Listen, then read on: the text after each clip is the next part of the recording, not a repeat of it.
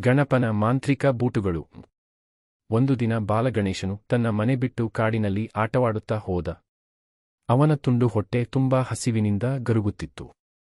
ಆಹಾರ ಹುಡುಕುತ್ತಾ ನಡೆದು ಹೋಗುತ್ತಿದ್ದಾಗ ಒಂದು ಹಳೆಯ ಮರದಡಿಯಲ್ಲಿ ಒಂದು ಹಳೆಯ ಬೂಟು ಕಂಡನು. ಅದು ಮಿಂಚಿನಂತೆ ಬೆಳಗುತ್ತಿತ್ತು. ಯಾರದೋ ಹಳೆ ಬೂಟು ಅನ್ನಿಸ್ತಿದೆ ಎಂದು ಗಣೇಶನು ಅದನ್ನು ಕೈಗೆತ್ತಿಕೊಂಡ.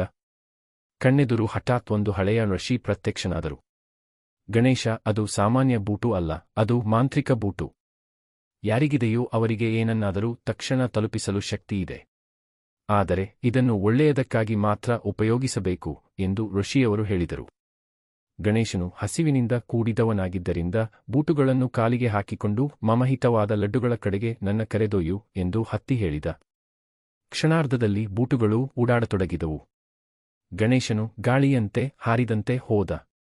ಬೂಟುಗಳು ಅವನನ್ನು ನೇರವಾಗಿ ಸುಲೋಚನಾ ಪಾಕಶಾಲೆಯ ಒಳಗೆ ಇಳಿಸಿತು. ಅಲ್ಲಿ 10 ಬೂಂದೆ ಲಡ್ಡು ಸಿಹಿಗಳು ತಯಾರಾಗುತ್ತಿದ್ದವು. ಆದರೆ ಆ ಬೂಟುಗಳು ಹತ್ತಿರ ಇದ್ದ ಮಕ್ಕಳ ಹೊಟ್ಟೆಯ ಗರ್ಜನೆಯನ್ನು ಕೇಳಿದವು. ಅವರು ಅನ್ನವಿಲ್ಲದೆ ಕುಳಿತಿದ್ದರು. ಆಗ ಗಣೇಶನು ಹಾಸ್ಯವಾಡುತ್ತಾ ತನ್ನ ಲಡ್ಡುಗಳನ್ನು ಮಕ್ಕಳೊಂದಿಗೆ ಹಂಚಿಕೊಂಡ.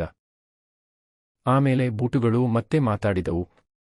ನೀನು ಇವುಗಳನ್ನು ಇನ್ನು ಮುಂದೆ ಉಪಯೋಗಿಸಲು ಅರ್ಹನಾಗಿದ್ದೀಯಾ, ಏಕೆಂದರೆ ನೀನು ಹಸಿವನ್ನು ಮಾತ್ರ ತಣಿಸಿದೆಯಲ್ಲ, ಹೃದಯವನ್ನು ಹಂಚಿಕೊಂಡೆ. ಅಂದಿನಿಂದ ಬೂಟುಗಳು ಗಣೇಶನ ಗೆಳೆಯರಾಗಿ ಉಳಿದವು. ಅವನು ಯಾವಾಗ ಬೇಕಾದರೂ ಯಾರಿಗಾದರೂ ಸಹಾಯ ಮಾಡಲು ಬೂಟುಗಳನ್ನು ಬಳಸುತ್ತಿದ್ದ. ಮಾಹಿತಿ, ಮಾಂತ್ರಿಕ ಶಕ್ತಿ ಅಥವಾ ಸಂಪತ್ತು ಎಷ್ಟು ಬೇಕಾದರೂ ಇರಲಿ, ಅದು ಸಹೃದಯತೆಯ ಜೊತೆಗೆ ಮಾತ್ರ ನಿಜವಾದ ಶಕ್ತಿಯಾಗುತ್ತದೆ.